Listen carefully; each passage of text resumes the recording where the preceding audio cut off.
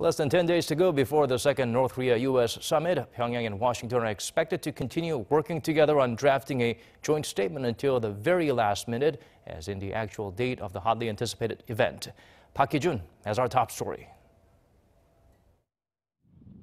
It's hoped North Korea and the U.S. can make further progress this week on their joint statement for the upcoming Hanoi summit.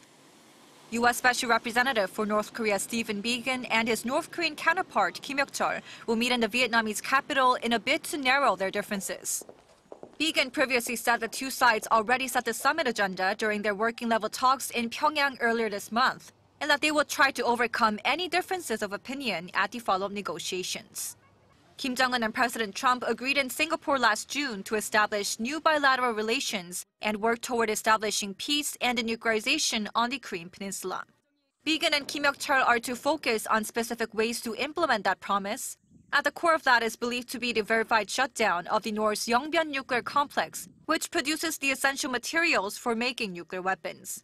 But the U.S. may demand additional denuclearization steps if North Korea is to get at least partial sanctions relief.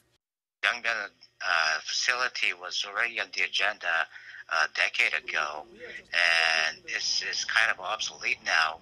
So Trump administration may be asking for more, seeking for more from North Korea in return for economic rewards and some degree of easing sanctions on North Korea. Watchers say the more specific the statement, the more likely the summit will be a success. As a result, it's possible Pyongyang and Washington may continue their working-level talks right up to the day of the summit until they find a middle ground that satisfies both sides.